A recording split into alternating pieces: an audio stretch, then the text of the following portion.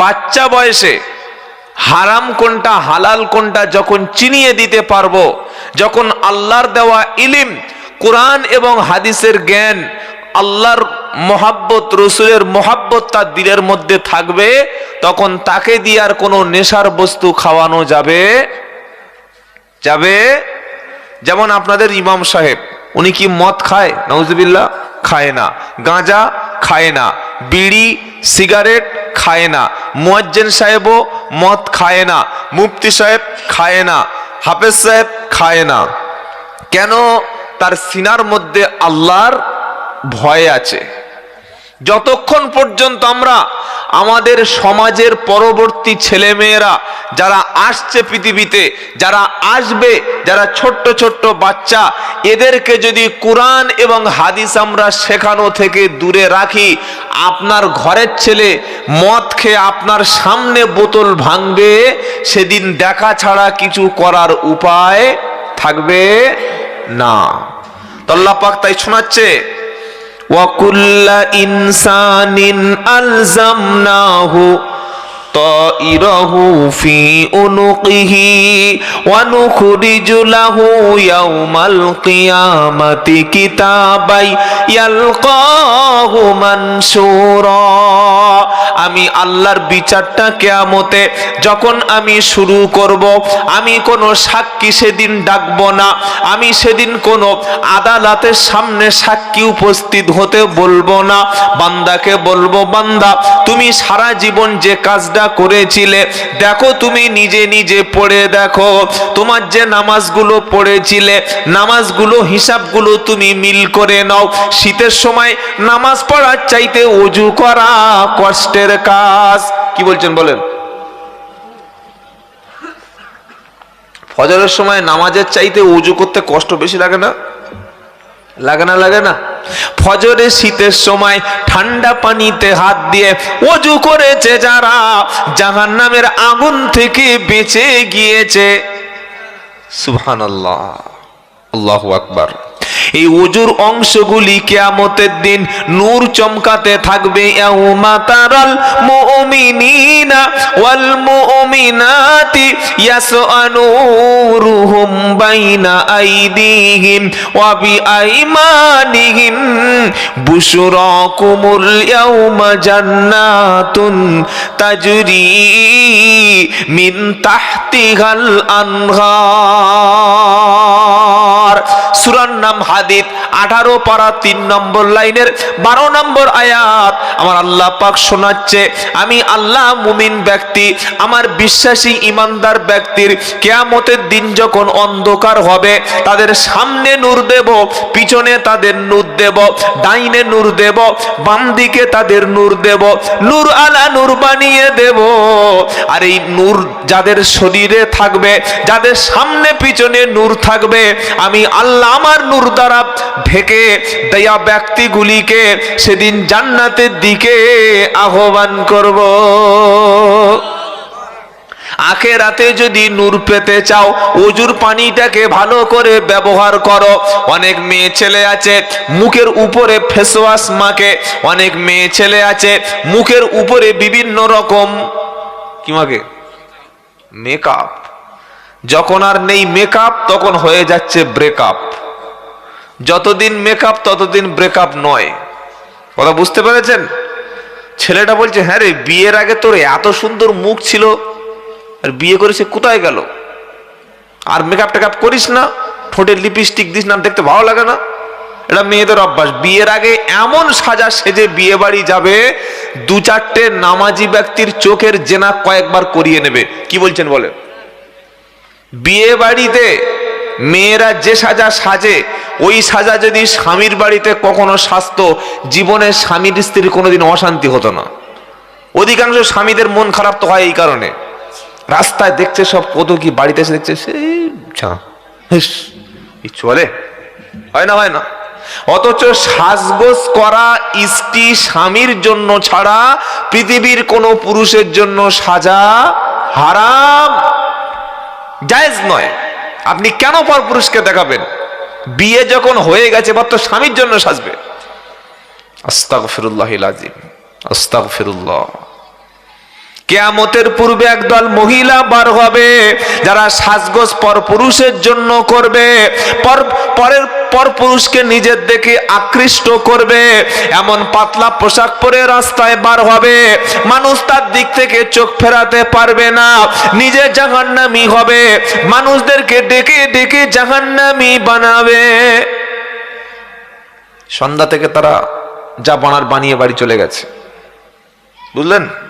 এই মেয়ে ছেলে মারা গেছে, 5টা কাপড় দিয়ে মুড়ে দিয়েছে, মরণের সময় কবরে লাবাচ্ছে, নামানোর সময় কাপড় একটা টেনে ধরেছে, পাশের লোকেরা বলছে পর্দা কর, কোন পরপুরুষকে দেহ দেখতে দিস না, 5টা কাপড় ঢেকে রেখেছে, এরপরে যেন উপরের কাপড় সরাস না, ওর বডিটা দেখা পাপ। 5টা কাপড় ঢাকলে বৃদ্ধা মহিলার বডি পৃথিবীর কোনো পুরুষ দেখবে না। অথচ 16 বছর 18 বছর যখন ছিল, পাড়ার প্রত্যেকটা ছেলে জানে ইয়ং মেয়েদের চেহারাটা কেমন, কোথায় কেমন আছে, সব ছেলেদের মনে মেয়েদের কল্পনা আছে। যখন ঢাকার দরকার ছিল তখন ঢাকনাটা খুলে দিল, আর মরে গেছে 5টা কাপড় দেওয়ার পরে কেন উপরে এবার মোটা কাপড় দিলে বলো? এখন আর কেউ দেখবে? মরা মেয়ের কেউ দেখে? খ্যাপা কথাকার। দেখার সময় সেই যখন দেখানোর নিষেধ সেই সময় সবাই দেখেছে। আস্তে আস্তে পর্দাটা পুরো মুসলমান সমাজ থেকে উঠে যাচ্ছে। মেয়েদের দেখবেন আর ওড়না কেউ ব্যবহার করে না, একটা গেঞ্জি একটা প্যান্ট। কি যুগ জামানা পড়েছে বলুন তো। হাজী সাহেবের মেয়ে, মুয়াজ্জিন সাহেবের মেয়ে, ডাক্তার মাস্টারের মেয়ে, শিক্ষিত মুসলমানের বাড়ি, ইসলামের কোনো গন্ধ আর নাই। হিজাব এটা জুলুম, ওইসব পরে, ওসব আলেমের বউ পড়বে, মৌলভী সাহেবের বউ পড়বে। আমার যা চেহারা, আমার বউয়ের যা চেহারা, আমি বোরকা পরাবো তা লোক দেখবে কি করে? ছি ছি ছি ছি, দায়ুস দায়ুস। আল্লাহ মাফ করুক, বলুন আমিন। খুব কঠিন জায়গা দুনিয়াটা ভাই, যেন আল্লাহ আমাদের দায়ুস করে না কবরে না নিয়ে যায়। আমিন বলেন। দায়ুসকে নিজের মা, নিজের বোন, নিজের মেয়ে, নিজের স্ত্রী, এই 4টি মহিলাকে বেপর্দার সঙ্গে পরপুরুষের সামনে প্রদর্শন যারা করায়, এরা হলো সুস্পষ্ট দায়ুস। জান্নাতে যেতে পারবেন না, জান্নাতে যাওয়া সম্ভব নয়। তবে যে ব্যক্তি নিজের নারীকে, নিজের বোনকে, নিজের স্ত্রীকে পর্দার সঙ্গে রাখবে, এই রকম স্বামী স্ত্রী পুরো ফ্যামিলি আল্লাহ জান্নাতে চলে যাবে। বলুন সুবহানাল্লাহ। পর্দা করবো ইনশাআল্লাহ, মরে গিয়ে, তাই তো ভাই? হ্যাঁ, মরে গিয়ে। আল্লাহ মাফ করে দিক, বলুন আমিন। মরে গিয়েছে, কাপড় চড়াচ্ছে, মরে যাওয়ার পরে এরকম 10 ফুট উঁচু কাপড় দিয়ে গোসল দিচ্ছে। একটা বাচ্চা ছেলে যাচ্ছে, মেরেছে ঠ্যাং, ভাই গোসল দিচ্ছে, মেয়েরা সর। তো মরে গেছে, 10 ফুট কাপড় দিয়ে মেয়েদেরকে ঘিরে গোসল দিচ্ছিস ভাই। যখন জীবিত ছিল 22 বছরের আমার সেই সকিনা ভাবি, 23 বছরের জাসমিনা ভাবি, 15-18 বছরের বিউটির মা কলের পাশে গোসল করেছে, পুকুরে গোসল করে শরীর ভিজে কাপড় জাপটে উঠে আসছে। কই এই সময় তো কাপড় ঘেরার কথা মনে ছিল না? তখন তোমার পর্দা কোথায় ছিল? তখন তোমার দেখতে ভালো লাগছিল খুব। আর এখন তুমি মরে গেছে বলছে দেখিস না। সত্যটা বোঝার চেষ্টা করুন। তো আল্লাহ পাক শোনাচ্ছে, কিয়ামতের দিন আমি মুমিনদেরকে নূর দেব, ঈমানদারদের নূর দেব, সেই নূর দ্বারা তাদেরকে জান্নাতি চেনা সহজ হবে। সুবহানাল্লাহ। ইয়াউমা তাবয়াদ্দু উজুহু ওয়া তাসওয়াদ্দু উজুহু ফাআম্মাল্লাযীনা সায়াদ্দাতু উজুহুহুম আকফারতুম বা'দা ঈমানিকুম ফাদুকুল আযাবা বিমা কুনতুম তাকফুরুন। চতুর্থ পারা 2য় পৃষ্ঠা সূরা আল ইমরানের 106 নম্বর আয়াতে আল্লাহ পাক শোনাচ্ছে ইয়াউমা তাবায়াদ্দু উজুহু ওয়া তাসওয়াদ্দু উজুহু, সেদিন কিছু কিছু চেহারা হাস্যোজ্জ্বল হবে, তাদের মুখে শুধু হাসি থাকবে, উজ্জ্বল থাকবে। আবার কিছু চেহারা সেদিন কালো হবে, যাদের চেহারা সাদা হবে, হাসি হাসি খুশি খুশি ভাব থাকবে। এরা হলো ঈমানওয়ালা। সুবহানাল্লাহ। ইমানদার কখনো টেনশন করে না, সুবহানাল্লাহ বলতে ইচ্ছা করে না? ইমানদার কখনো বিষ খায় না, ইমানদার কখনো গলায় দড়ি দেয় না, ইমানদার কখনো সুইসাইড করে না, ইমানদার কখনো শরীরে আগুন লাগায় না, ইমানদার কখনো গলায় ফাঁস দিয়ে সিলিং এ ঝোলে না, ইমানদার কখনো রেলে মাথা দেয় না। সে ভাবে আল্লাহ আমাকে পরীক্ষা করছে, আমাকে সবর করতে হবে, আমাকে ধৈর্য ধরতে হবে, বিপদ দিয়ে আল্লাহ পরীক্ষা করছে। ধৈর্য ধরবে, সবর করবে যারা, সবরকারী ব্যক্তির সঙ্গে পৃথিবীর কোনো ব্যক্তি না থাকতে পারে, আল্লাহ কিন্তু সবরকারী ব্যক্তির সাথে থাকে। আপনার পকেটে যখন টাকা থাকবে না, সমাজ আপনাকে এড়িয়ে যাবে, কেউ তখন আগে থেকে সালাম দেবে না। পকেটে যখন টাকা থাকবে না, গ্রামের মানুষ আপনাকে দাওয়াতার করবে না। আপনি যখন গরিব হয়ে যাবেন, কেউ আপনার ফোনে বিনা কারণে ফোন করবে না। আপনি যখন বিছানায় পড়ে অসুস্থ হয়ে যাবেন, কেউ আপনার দিকে ফিরে তাকাবে না। ওই রকম বিপদ মুসিবতে যদি কোনো বান্দা ধৈর্য ধরে, যদি কোনো বান্দা সবর করে, আল্লাহ পাক শোনাচ্ছে ইন্নাল্লাহা মা'আস সাবিরিন। তুমি বিপদে পড়লে বিবি আর পাশে পাবে না, বাচ্চা তোমার পাশে থাকবে না, বন্ধুরা তোমার সঙ্গে আর চায়ের আড্ডায় যাবে না, তোমার শ্বশুর কখনো তোমার খবর নেবে না, ভাড়া ভাই তখন তোমার দিকে চোখ তুলে তাকাবে না। সবাই যখন মুখ ফিরিয়ে নেবে, আমি আল্লাহ কিন্তু তোমার কঠিন মুসিবতে সবর যদি করো, ধৈর্য যদি ধরো, আমি আল্লাহ তোমারও সাথে থেকে যাব। সেজন্য ইমানদার ব্যক্তি কখনো সুইসাইড করে না। আর যদি কেউ সুইসাইড করে, আত্মহত্যা করে, তার ঠিকানা সোজা জাহান্নাম। কেন? এই শরীরের মালিক কিন্তু আমরা নই। এ হাত কার তৈরি? আল্লাহর। চোখ আল্লাহর। আপনার কাছে রেখে দিয়েছে কয়েকটা দিনের জন্য, ফিরিয়ে নেবে না? নেবে না, ফিরিয়ে নেবে। তো আপনি আল্লাহর মাল নিয়ে আত্মহত্যা করছেন, মানে সাহস তো আপনার কম নয়। কেউ আপনার কাছে বলছে ভাই 1 কেজি 2 কেজি মুরগি কিনে দিচ্ছি, তুই তোর আমার বাড়িতে ভাবির কাছে দিয়ে দিবি। আপনি পথে জবাই করে খেয়ে নিলেন, ঠিক কাজ করলেন তো? কথা বলে না? আপনাকে কেউ বলল ভাই 5টা ডিম কিনে দিচ্ছি, বাড়িতে পৌঁছে দিবে, আপনি খেয়ে নেবেন?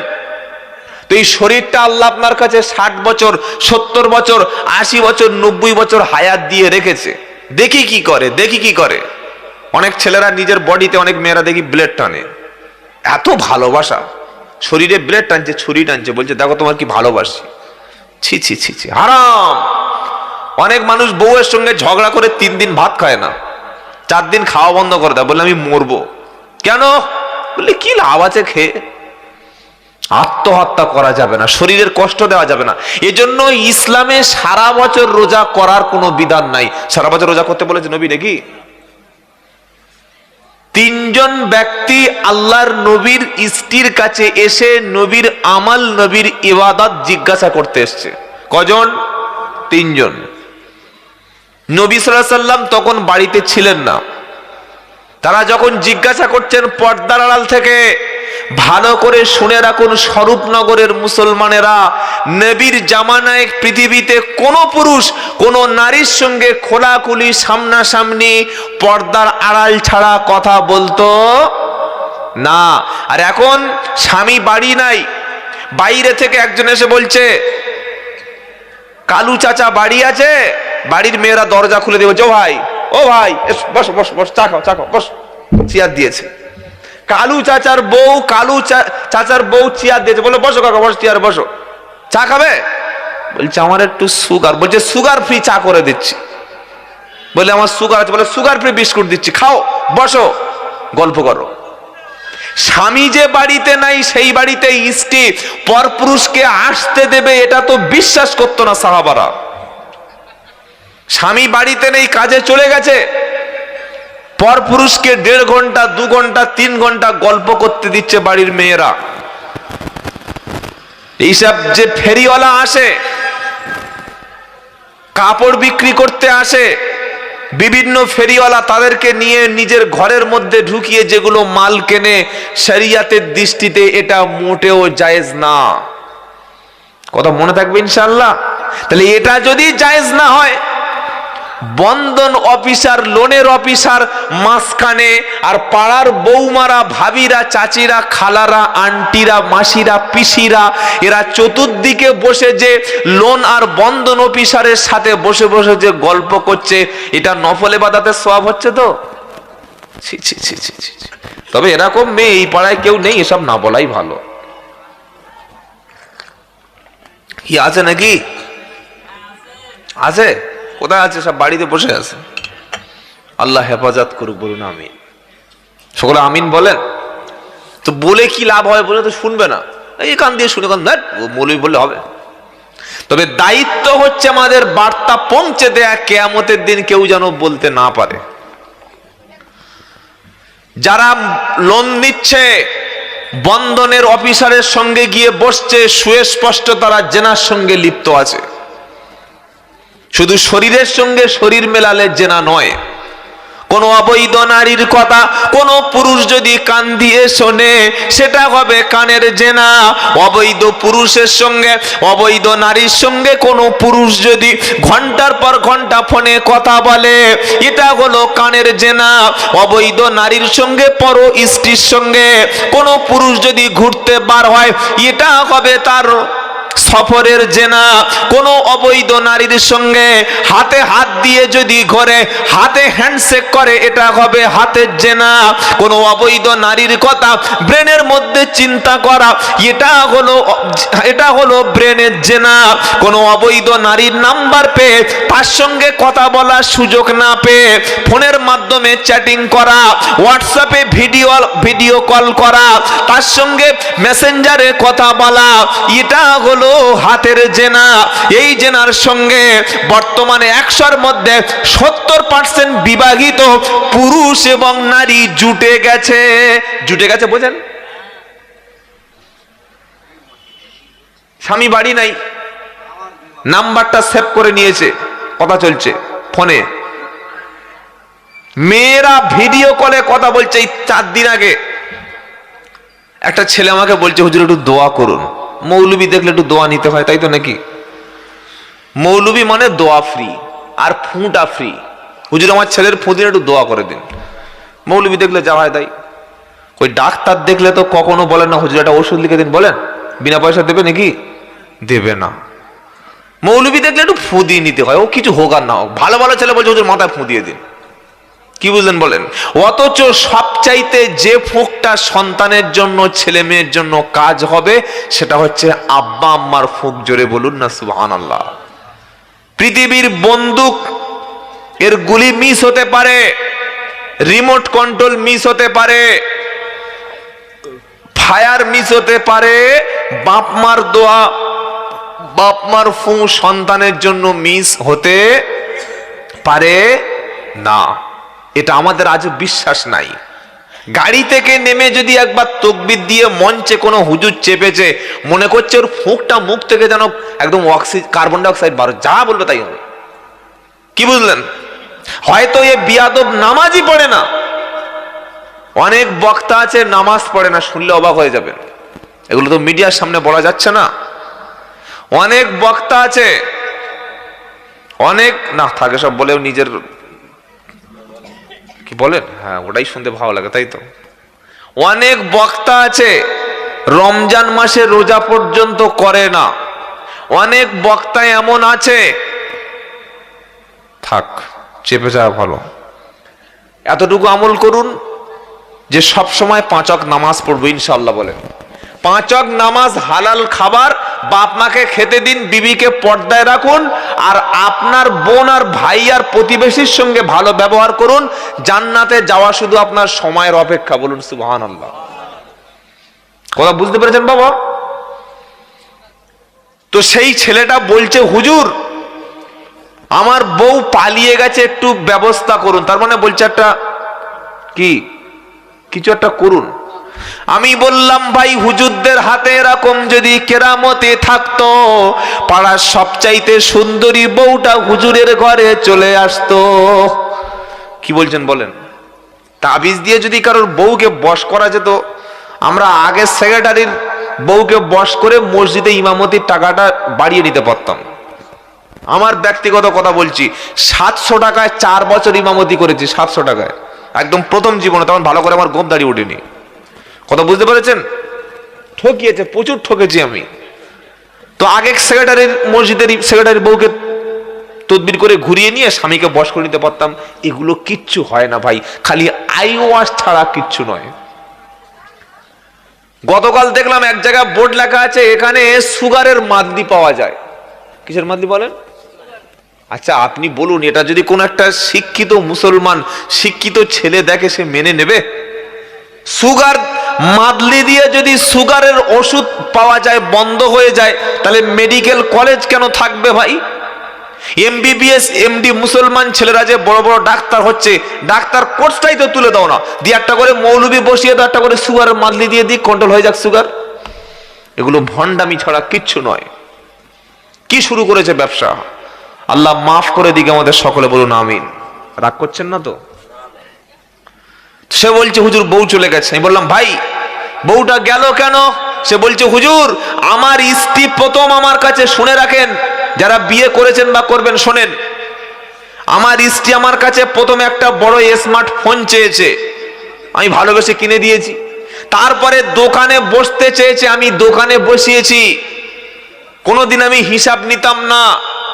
কোনো একটা কাস্টমারের সঙ্গে কথা বলতে বলতে সব সময় ফোনে কথা বলে, আমার সন্দেহ হয়। একদিন কাজে যাওয়ার নাম করে বাড়িতে ফিরে এসে দেখি, পিছন থেকে দেখি মালটা ভিডিও কলিং এ কথা বলছে। মানে সে আমার বউ দেখছে আর আমার বিবি তার মুখ দেখছে, দুজন দুজনে সামনাসামনি। বলুন, আপনি যদি বাড়িতে গিয়ে দেখেন আপনার স্ত্রী কোনো পরপুরুষের সঙ্গে সামনাসামনি হাসি খুশি ভাবে গল্প করছে, অন্তরঙ্গ কথা বলছে, যেটা আপনার সঙ্গে বলে, পৃথিবীর প্রকৃত স্বামী কোনোদিন মেনে নেবে? তবে যারা হিঁচড়ে তারা মেনে নিতে পারে, স্বামী মেনে নেবে না। তো সে বলছে, হুজুর মেরেছি 2-1টা চড়, বাপের বাড়ি চলে গেছে, সে আর আসবে না বলছে। তা আপনি কি করবেন বলুন? বলো, ভাই কিছু করার নেই, এখানে কোনো ওষুধ কাজ হবে না। তুমি ভাই 100-5 টাকা, 1000-2 টাকার ভালো শাড়ি টাড়ি কাপড় কিনে নিয়ে শ্বশুর বাড়ি গিয়ে কোনো রকমে হাতে পায়ে ধরে বউটা নিয়ে চলে আয় ভাই, যেটা বাংলা কথা বুঝি।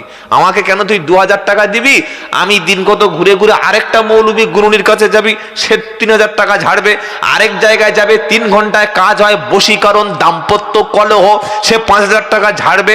এসব ফেতনাবাজ, ধোকাবাজ, চিটিংবাজদের জোচ্চোর খপ্পরে না পড়ে 500 টাকার কাপড় কিনে, 1000 খানেক টাকার মিষ্টি কিনে, এখন ভালো ভালো রসগোল্লা পাওয়া যাচ্ছে, শ্বশুর বাড়ি চলে যা, দেখবি ঠিক চলে আসবে। কি খারাপ বুদ্ধি দিয়েছি বলে মনে হচ্ছে নাকি? আজকে স্বামী স্ত্রীর অশান্তি কেন হয়? স্বামী তার স্ত্রীকে দিনের উপরে না চালালেই তো ফিতনা হবে। এর জন্য দায়ী স্বামীরা। নবীর স্ত্রীর কাছে পর্দার সঙ্গে গিয়ে 3 জন ব্যক্তি প্রশ্ন করলো, হে আল্লাহর নবীর স্ত্রী আপনারা বলুন, আল্লাহর নবীর আমল কেমন, কি কি আমল তিনি করেন? নবীর স্ত্রী বললেন, সাহাবারা, নবী মাঝে মাঝে নফল নামাজ পড়ে, কোরআন তেলাওয়াত করে, জিকির করে, তাহাজ্জুদ কাজা করে না। নবীর আমলগুলো শোনার পরে 3 জন ব্যক্তি বলল, প্রথম ব্যক্তি বলল, আমি আজ থেকে আর কখনো জীবনে সারা রাত ঘুমাবো না, আমি সারা রাত জেগে জেগে মৃত্যু পর্যন্ত নামাজ পড়ব। আর একজন ব্যক্তি বলল যে না, আমি আজ থেকে কখনো রোজা কাজা করব না, মৃত্যু পর্যন্ত আমি সব সময় প্রতিদিন রোজা রাখব। আর একজন সাহাবা বলল, আমি আজ থেকে আর জীবনে কখনো বিয়ে করব না, কারণ বিয়ে করলে স্ত্রীর সময় দিতে হবে, সংসার করতে গেলে আমার ইবাদতও নষ্ট হবে। কারণ তারা আল্লাহর নবীর আমলগুলো যখন শুনলেন, তারা বললেন নবী তো আল্লাহ পাক তাকে মাফ করে দিয়েছে। আল্লাহ পাকের নবী তিনি এই আমলটুকু করেন, কিন্তু নবীর চাইতে বেশি আমল আমাদের করতে হবে, কারণ নবী আল্লাহর মনোনীত বান্দা। আমরা অনেক ভুল করতে পারি, আমরা বেশি বেশি আমল করব যাতে আর আখিরাতে আমাদের কোনো চিন্তা না করতে হয়। তিনজন ব্যক্তি তিনটি শপথ নিল। প্রথম ব্যক্তি বলল আমি কখনো সারা রাত ঘুমাবো না। দ্বিতীয় ব্যক্তি বলল আমি সারা বছর রোজা রাখবো, কখনো রোজা ছাড়বো না। তৃতীয় ব্যক্তি বলল আমি জীবনে কখনো বিয়ে করব না। এই রকম কথা যখন বলছিল, আল্লাহর নবী সাল্লাল্লাহু আলাইহি সাল্লাম তখন বাড়ির মধ্যে প্রবেশ করলো। নবী কথাটা শুনতে পেয়ে তিনজন ব্যক্তিকে জিজ্ঞাসা করলো, সাহাবা তোমরা কি এই কথাগুলো বলছিলে? তারা বললে হ্যাঁ ইয়া রাসূলুল্লাহ, হাবিবাল্লাহ, কারণ আপনার আমলের কাছে আমাদের আমল কখনো ধরা ছোঁয়ার মধ্যে পড়বে না। আপনি তো আল্লাহর নবী আর আমরা তো সাধারণ ব্যক্তি, আপনার আমলের সঙ্গে আমাদের আমল কিভাবে কম্পেয়ার হবে? তাই আমি শপথ নিয়েছি কখনো সারা রাত বিছানায় ঘুমাবো না। এই ব্যক্তি শপথ নিয়েছে জীবনে কখনো রোজা ছাড়বে না। তৃতীয় ব্যক্তি শপথ নিল জীবনে কখনো বিয়ে করব না। নবী বললেন, সাহাবা এটা কখনো কোনো নবুয়তের কাজ নয়, এটা কোনো মুসলমানের কাজ না যে সারা বছর রোজা রাখবে। তোমার শরীরেরও একটা হক আছে, তোমার বিবিরও একটা হক আছে। তুমি যদি সারা রাত জেগে জেগে ইবাদত করো, সারা রাত যদি নফল নামাজ পড়ো, তোমার বিবির পিছনে সময় দেওয়া এটা নফল নামাজের সওয়াব হবে। সুবহানাল্লাহ বলতে ইচ্ছা করলো না? এশার নামাজ পড়ে কেউ যদি বিছানায় ঘুমিয়ে যায়, স্ত্রীর সঙ্গে শারীরিক মিলন করবে, আবার শরীর নাপাক হয়ে গেলে ফজরের আগে গোসল করে মসজিদে যাবে। যতক্ষণ বিবির পিছনে সময় দিয়েছে, বিবির সঙ্গে শারীরিক মিলন করলো, ইসলাম বলছে আল্লাহ শারীরিক মিলনটাকেও নফল নামাজ হিসাবের মতো সওয়াব দিয়ে দেবে, যদি সেটা নিজের বৈধ স্ত্রী হয়। ইসলামে কোন কাজে সওয়াব নাই ভাই? প্রত্যেকটা ভালো কাজ সওয়াব। বলুন সুবহানাল্লাহ। এটা শুনে সাহাবা বলছেন, হুজুর আপনি কি বলছেন? স্ত্রীর সঙ্গে মেলামেশা সওয়াব? নবী বললেন, সাহাবা এই কাজটা যদি অন্য কোন নারীর সাথে করো এটা সওয়াব না গুনাহ? ওই সাহাবা বললেন এটা পাপ। নবী বললেন পর স্ত্রীর সঙ্গে যেটা পাপ, নিজের স্ত্রীর সঙ্গে সেটা হলো সওয়াব। সুবহানাল্লাহ বলতে ইচ্ছা করে না?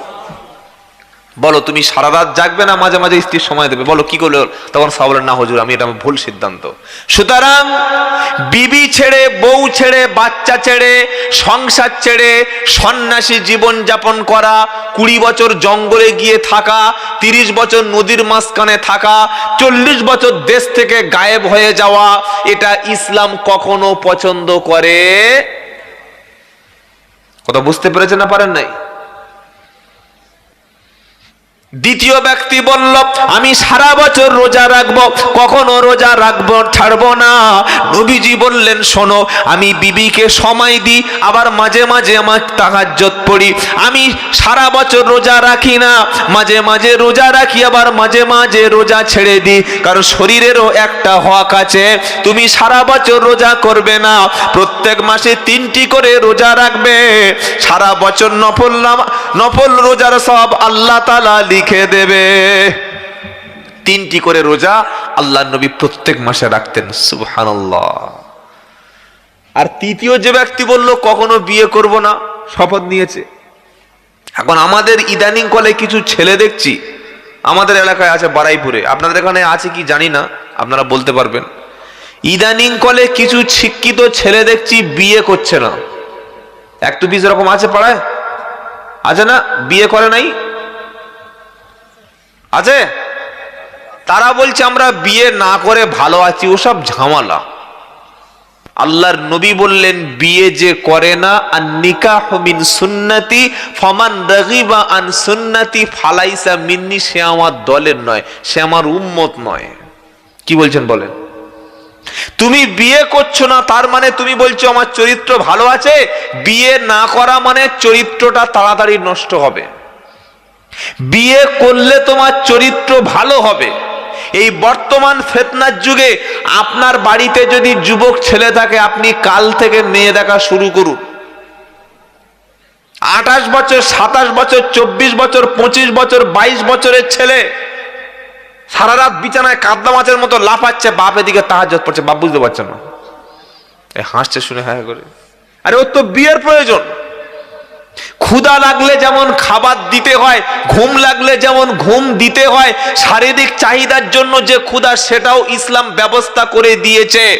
ইসলাম এমন একটা ধর্ম যখন মানুষের যেটা প্রয়োজন সেটার ব্যবস্থা করে দিয়েছে। বিয়ে থেকে যদি গাফিলতি করেন সে দ্রুত জেনা ব্যভিচারের দিকে পা বাড়াবে। আর একটা ছেলে যখন কোনো নারীর সঙ্গে সম্পর্ক জড়িয়ে যাবে ও আর জীবনে বিয়ে করবে না। বুঝতে পারছেন না? ও তো পেয়ে যাচ্ছে হারামের মাল, হারামের মাল তো পেয়ে যাচ্ছে। তার সঙ্গে ঘুরতে যাওয়া, তার সঙ্গে ফুচকা খাওয়া, তার সঙ্গে সিনেমা হলে যাওয়া, তার সঙ্গে ডেটিং করা, তার সঙ্গে যত রকম নোংরামি, বদমাইশি, শারীরিক সম্পর্ক, সেক্সুয়াল রিলেশন সবকিছু করে নিচ্ছে। তো কেন বিয়ে করবে ভাই? ও তো বিয়ে করবে না। বর্তমানে এই ফিতনার যুগে যুবক এবং যুবতীদের দ্রুত বিয়ের ব্যবস্থা করান যদি তারা ম্যাচিউরড হয়ে যায়। কথা মনে থাকবে ইনশাআল্লাহ। আবার এই বললাম বলে 13 বছর 14 বছর মেয়েদের ধরে বিয়ে দেবেন, এটা বড় ভয়ঙ্কর জিনিস। লেখাপড়া শিখছে, করতে একটা পয়সাওয়ালা ভুঁড়িওয়ালা লোক পেয়েছে, রাত্রেবেলা মেয়ে ধরে বিয়ে দিয়ে দিয়েছে, হচ্ছে না? আবার পরবর্তী 6 মাস পরে দেখতে পাওয়া গেল এই জামাইটা নিরুদ্দেশ হয়ে গেল, মেয়েটা নিয়ে ব্যাঙ্গালোরে গিয়ে, চেন্নাই গিয়ে বিক্রি করে ফেলে দিল। তখন বলছে হুজুর আমার মেয়েটাকে এনে দেন। কি করছে না করে না? আপনার সজাগ হতে হবে। আল্লাহর নবী তৃতীয় ব্যক্তিকে বললেন, শোনো, তুমি বলছো কখনো বিয়ে করব না, আমি নবী বলছেন নিকাহু মিন সুন্নতি ফামান রাগিবান সুন্নতি ফালাইসা মিন্নি, বিয়ে করা আমার সুন্নাত, যে ব্যক্তি বিয়ে করবে না সে আমার উম্মতের মধ্যে পড়বে না। প্রত্যেকটা নবী বিয়ে করেছে, বরং প্রয়োজনে নবীরা একাধিক বিয়ে করেছে। জোরে বলুন সুবহানাল্লাহ। ইব্রাহিম নবী একাধিক স্ত্রী গ্রহণ করেছে, দাউদ নবী একাধিক স্ত্রী গ্রহণ করেছে, সুলাইমান নবী একাধিক স্ত্রী গ্রহণ করেছে। প্রয়োজনের তাগিদে কেউ যদি একাধিক স্ত্রী গ্রহণ করে, ইসলাম কিন্তু তাকে খারাপ বলেনি, তাকে চরিত্রহীন লম্পট বলেনি। খারাপ বলেছে তাকে যে স্ত্রীকে বাড়িতে রেখে পরনারী নিয়ে জেনা ব্যভিচারও লিপ্ত হয়েছে। কি বলছেন আপনারা? বাড়িতে বউ রেখে 1 জানুয়ারি পরের মেয়েদের নিয়ে ঘুরতে গেছে, বাড়িতে স্ত্রী রেখে 25শে ডিসেম্বর পরের স্ত্রী নিয়ে ভলভো বাসে করে দীঘায় যাচ্ছে, বকখালি যাচ্ছে, সুন্দরবনে যাচ্ছে, কোথায় গ্যাংটক যাচ্ছে, হংকং যাচ্ছে। যাচ্ছে না? যায় না? এই চরিত্র ভালো, আর যে বিয়ে করছে তার চরিত্র খারাপ। এই 3টি সাহাবীকে নবী 3টি কথা বললেন। এটা বলার পরে নবী বলছে, দেখো তোমাদের চাইতে আমি আল্লাহকে বেশি ভয় পাই। আমি নামাজ রাতে পড়ি, আবার কখনো সারা রাত পড়ি না, কিছুক্ষণ পড়ে ঘুমাই। আমি বিবিদের সময় দিই, আবার মাঝে মাঝে নামাজ পড়ি। আমি কিছু সময় রোজা রাখি, আবার কিছু সময় রোজা ছাড়ি। আমি তোমাদের চাইতে বেশি ভয় পাই। আমি তো অনেকগুলো স্ত্রী গ্রহণ করেছি, তোমরা কেন বলছো বিয়ে করব না? শুনতে পেলেন না? পেলেন না? নবী বললেন তোমাদের চাইতে আল্লাহকে বেশি ভয় পাই। তাই বিয়ে করা, নফল ইবাদত করা, রাত্রে ঘুমানো, সামাজিক কাজকর্ম করা, এগুলি সবগুলি সওয়াব। বলুন সুবহানাল্লাহ। যেটা শোনাচ্ছিলাম, আল্লাহ তাআলা কিয়ামতের দিন মুমিন ব্যক্তির কি দেবে? নূর দেবে। বলুন না সুবহানাল্লাহ। এই নূর দেখে ঈমানদারের ফয়সালা হবে। কিয়ামতের দিন সামনে যখন আল্লাহ হিসাবের মাপকাঠিটা ফেলে দিল, দিয়ে বলবে ইকরা কিতাবাকা, বান্দা তুমি তোমার আমলনামা পড়ো। বান্দা নামাজগুলো মিল করিয়ে নেবে, কোরআন তেলাওয়াতটা মিল করিয়ে নেবে, দান সদকাগুলো যখন মিলে যাবে, হজগুলো মিলে যাবে, যাকাত ফিতরা কুরবানি যখন মিলে যাবে, আল্লাহ এবার বলবে বান্দা পড়ো পড়ো, তোমার ফাইলটা খুলে, তোমার বইটা খুলে তুমি পড়ো, দেখো তোমার ওই আমলগুলো মিলেছে কিনা। স্টেট ব্যাংকে আপনার অ্যাকাউন্ট খোলা আছে, প্রত্যেক মাসে যদি 10,000 টাকা রাখেন, মাঝে মাঝে 5,000 টাকা ডিপোজিট করেন, আপনি স্টেট ব্যাংকের বই নিয়ে কিংবা ইউনিয়ন ব্যাংকের বই নিয়ে, এলাহাবাদ ব্যাংকের বইটা নিয়ে যখন মেশিনে পুশ করে আপডেট করবেন, কোন মাসে কত তারিখে কত ঘন্টা কত মিনিটে কত টাকা আপনি ডিপোজিট করেছিলেন, বই আপডেট করলে সমস্ত আপডেট খাতার পৃষ্ঠায় আসবে কিনা? আসবে না? কম বেশি কি হবে? হবে না। আল্লাহ পাক তাই বলবে ইকরা কিতাবাকা, তুমি তোমার হিসাবটা তুমি পড়ো, পড়ে দেখো হিসাব মিলেছে কিনা। বান্দা দেখবে ফজরে, জোহরে, আসরে, মাগরিবে, ইশায় নামাজে হাজির আছে, রমজানে বাঞ্জার হাজির ছিল, জুমার দিনে হাজির ছিল, দান খয়রাতে বান্দা ছিল, কুরবানিতে বান্দা ছিল, তাহাজ্জুদে বান্দা ছিল। যখন সমস্ত হিসাবটা মিলে যাবে, স্ত্রীর সঙ্গে ভালো ব্যবহার করেছে, ভাইয়ের সঙ্গে খারাপ ব্যবহার করেনি, বোনকে কখনো কাঁদায়নি, প্রতিবেশীকে কখনো দুঃখ দেয়নি, আল্লাহ পাক বলবে কাফা বিনাফসিকাল ইয়াউমা আলাইকা হাসিবা, আজ তুমি তোমার নিজের হিসাব নেওয়ার জন্য যথেষ্ট। ডান দিকে রাস্তা জান্নাত, বাম দিকে রাস্তা জাহান্নাম, জান্নাতের উপরে পুলসিরাতকে আমি আল্লাহ পেতে দেব। এই পুলসিরাতটা পার হয়ে তুমি চলে যাও, তোমার হিসাবও তুমি নিজেই নেওয়ার জন্য যথেষ্ট। নিজের হিসাব নিজে পড়ে দেখো ঠিক আছে কিনা। কথা বুঝেছেন না বোঝেন নাই? এইভাবে বিচার হবে।